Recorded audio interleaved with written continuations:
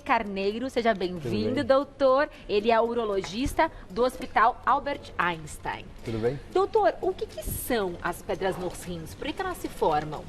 Bom, vamos lá. Primeiro, obrigado pelo convite mais uma vez Muito obrigada aqui. pela participação. Prazer. Bom, a pedra no rim é uma coisa que persegue a gente, que dói bastante e que muita gente no Brasil e no mundo sofre. Eu acho que para a gente falar o que é pedra no rim, eu vou tentar explicar um pouquinho como que funciona a parte urinária Perfeito. nossa. Pode ser? Claro. Como é que funciona o rim? O rim, quem produz a urina é o rim. Então, o rim ele nada mais é do que um filtro do sangue. O sangue todo passa pelo rim e ele excreta as coisas que nós não precisamos. Não precisamos absorver para o organismo, para a nutrição ou para outras coisas. E ele é excretado pelo rim. Então, toda a urina é filtrada pelo rim e excretada pelo aparelho excretor, que é composto por uma parte que é a pelve renal, o ureter e depois a bexiga, que a gente armazena o xixi na bexiga e quando tem vontade de fazer xixi, a gente elimina essa urina produzida pelo rim. A pedra no rim ela é produzida por um excesso de substância, de cálcio na urina. Então ela pode se dar por dois motivos, ou porque você tem muito cálcio na urina, ou se você não é capaz de eliminá-lo de uma forma adequada, ele se aglomera. Como Entendi. se fosse uma bola de neve, ela começa pequenininha, daí vai juntando os pozinhos, ela vai ficando grande. Tá? E há pessoas que têm mais tendência a essa formação, então, de cálculo? Com certeza. Tem uma predisposição genética e tem um organismo que é mais capaz ou menos de eliminar essas substâncias, tá? O que é importante a gente falar é que pedra no rim, quando ela é produzida e ela é armazenada no rim mesmo, aqui nessa região, a pedra no rim não dói. Então a pedra no rim em si, ela não tem dor. Muitas pessoas aqui entre nós têm pedra no rim, porém não tem dor. Ela dói quando ela sai do rim, então? Quando ela sai do rim, quando ela migra. E é verdade quando ela que é uma começa a das dores descer. mais intensas que Com certeza. se pode ter? A gente compara com o parto normal, com a dor da contração, mas eu acho que é um pouco pior pelo que os pacientes referem.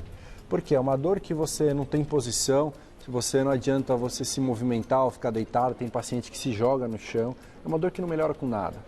Então é uma dor intensa, geralmente unilateral, que dói nas costas e é de forte intensidade. Pode acompanhar de vômitos, entre outras coisas. E tá? como nós podemos evitar essa formação de cálculo? Então, a principal fator para evitar o cálculo é a dieta e a quantidade de líquido que a gente ingere. Existem diversos tipos de pedra no rim, não são todas as pedras que são do mesmo componente. O principal componente de pedra no rim é o cálcio, ele que dá origem à maioria das pedras, tá? Então, o que você pode atuar para não ter pedras ou se você já teve, evitar que tenha? Você ter muita ingesta hídrica, eu acho que a ingesta hídrica... Beber muita água, esse é o principal fator. Ah, mas quanto que é? Tem gente que fala 2 litros, tem gente que fala 3 litros. O mais importante é como está a cor da urina. Por quê? A cor da urina ela tem que estar transparente. Tem gente que bebe muita água para conseguir ter uma urina transparente e tem gente que não precisa beber tanta água e consegue ter uma urina transparente. O que eu recomendo para os meus pacientes é sempre quando você vai fazer xixi, reparar na cor.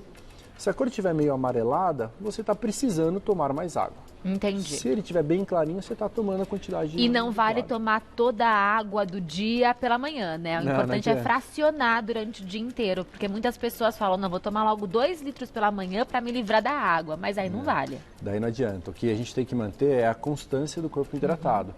Isso principalmente no verão, que a gente está perdendo mais água através do suor, está transpirando mais, então você tem que estar constantemente tomando líquido. Sem dúvida.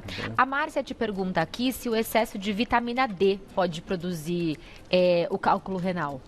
Não, já houve essa desconfiança, no entanto, hoje a gente sabe que a vitamina D está relacionada com a absorção do cálcio.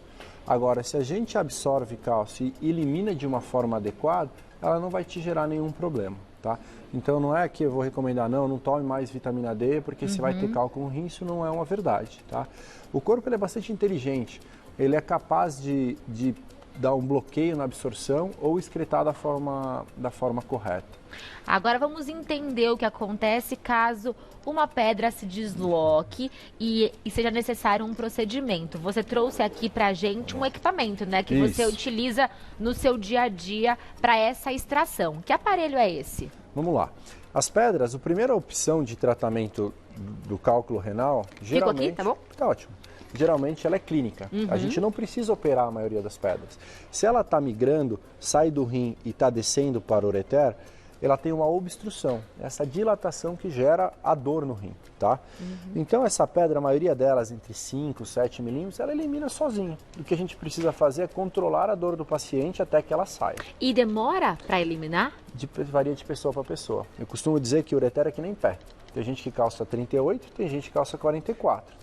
Então uma pedra vai sair mais fácil em quem tem um pé maior ou quem tem um ureter maior, Sem que dúvida. eu costumo comparar.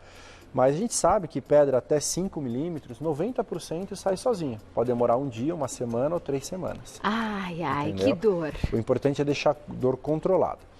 Em algumas situações que a gente não consegue controlar a dor ou que essa pedra não sai, a gente tem que operar. Então, esse eu acho que foi o grande avanço que nós tivemos tecnológico. A gente não precisa mais fazer cortes, abrir a barriga. A gente consegue tirar essa pedra por aparelhos microscópicos mesmo, como esse que eu trouxe para mostrar para vocês. Então é este aparelho aqui. A gente tem um aparelho, que isso aqui é um aparelho que ele é flexível, ele tem uma câmera na ponta, esse aqui tem uma câmera digital na ponta, que a gente tem uma imagem de alta qualidade, e ele é flexível. Eu consigo direcionar para ele onde eu quero. É um controle remoto mesmo, né? Isso, com uma microcâmera na ponta. E eu consigo inserir nele uma fibra de laser. Vocês podem ver aqui de verde, que é uma fibra de laser, Tá. que eu consigo acionar esse laser para implodir a pedra, que é bem aqui, ó. Aqui ela é bem pequenininha e bem Mas deu pra microscópica. ver. Deu pra É ver? uma pontinha Verdinha mais aqui, bem na clara, frente. ó. Isso. E daí como que a gente faz? A gente primeiro fragmenta a pedra com esse aparelho, que eu vou mostrar para vocês como que a gente chega na pedra, e depois a gente consegue tirar os fragmentos com esse outro dispositivo, que é um extrator. Que Então esse foi um grande avanço, né? No tratamento da pedra do rim. Bastante, porque a gente consegue operar o paciente. Olha que interessante isso. A gente abre, pega a pedra e tira através do aparelho, tá?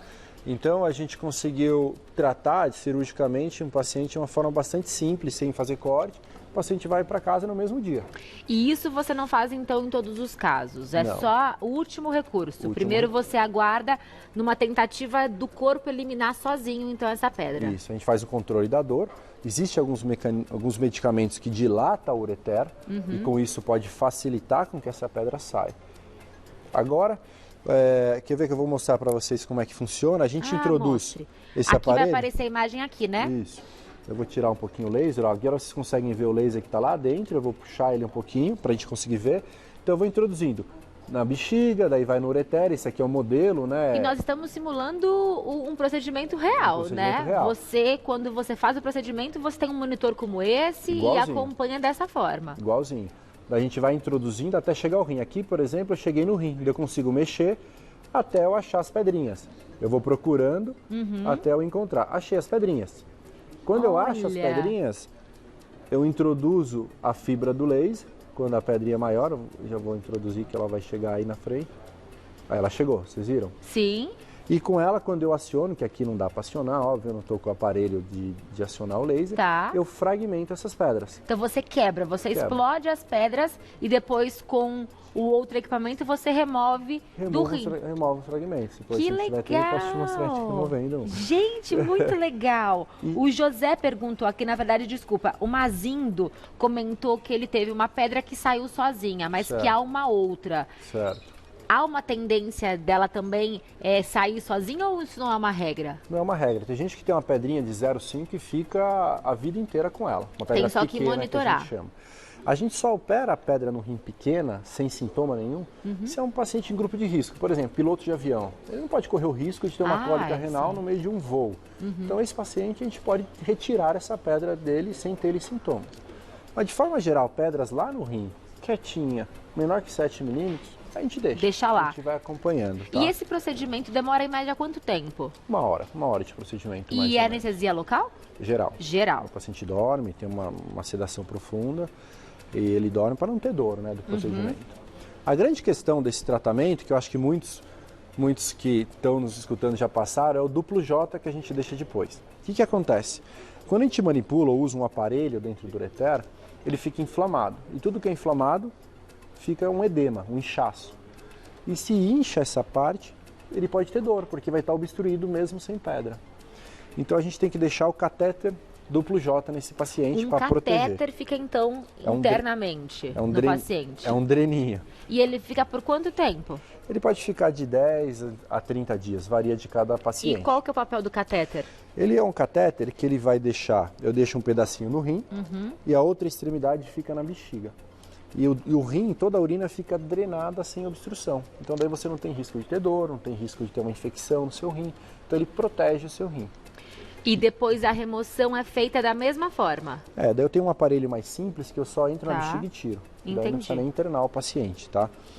Esse é o que dá sintomas. Tem pacientes que ficam um pouquinho incomodados, com um pouquinho Por de isso que o desconforto. procedimento não é a primeira opção, né? A primeira opção é a liberação natural, né, do organismo. Muito interessante acompanhar como é o procedimento e entender um pouquinho mais sobre esse assunto. O Dr. Aryeh Carneiro, ele é do Hospital Israelita Albert Einstein. O serviço é @hosp, HOSP, _Einstein. É isso, né? Então, hosp, _Einstein. Foi um prazer, viu? Volte sempre. Muito obrigada. Até mais. Obrigada.